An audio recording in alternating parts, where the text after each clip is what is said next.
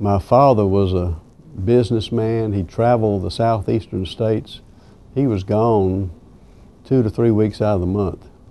And I thought, you know, I don't want to be on the road. I don't want to be eating by myself. I don't want my family to be at home and I'm on the road. I thought I wanted to go into general surgery. I got accepted to the Mayo Clinic. 3 days before we were to leave Birmingham, Alabama, I got a letter from Uncle Sam saying, "You're going to be serving your country." So I was in the Army for 2 years. Vietnam was a sad experience for me because of seeing all the injuries. I have a rubbing from the Vietnam Wall that I got from the captain that took me from Pleiku to Quy Nhon to pick up ambulances and come back. And he was killed by a short round. And the Vietnam Memorial Wall came to Birmingham, and I came out and got a rubbing of his name. A young 20-year-old died in my arms from a short round.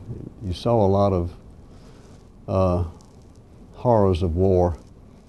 And when I came back, I was due to go into general surgery. In the time that I was in the service, John Kirkland left the Mayo Clinic, came to Birmingham to be in charge of the surgical program here. And I tried surgery. I didn't want to be away from my family that much.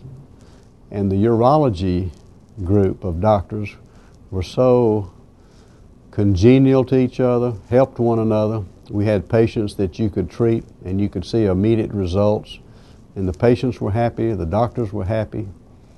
And when I decided to go into urology, and I've practiced at Princeton since 1971.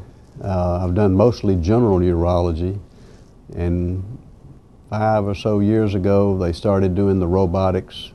When we would have a patient in our group that needed specialty of robotics, I'd refer them to the Urology Centers of Alabama, Scott Tully, or some of the doctors here that had specialized in certain areas of urology.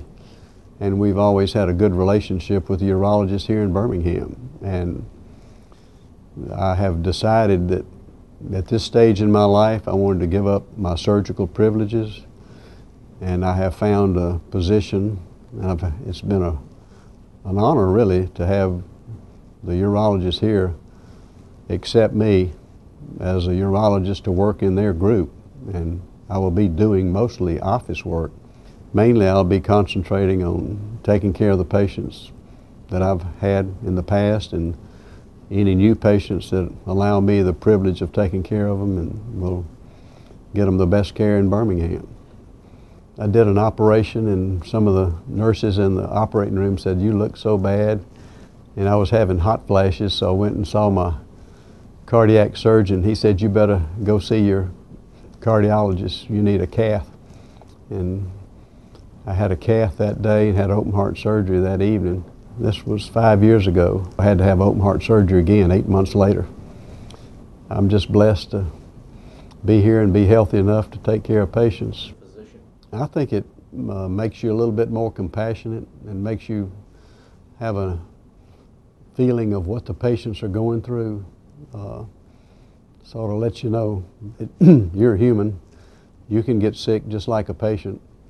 And then you have a little bit more attention to the details that the patients are experiencing.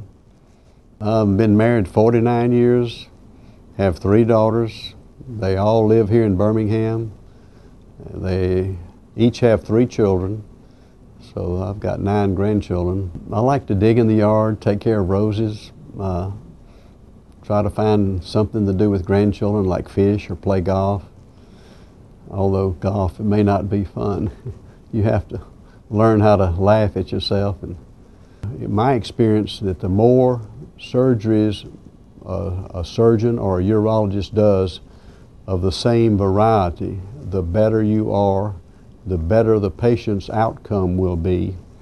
And in the long run, it's a win-win situation for the doctor and for the patients.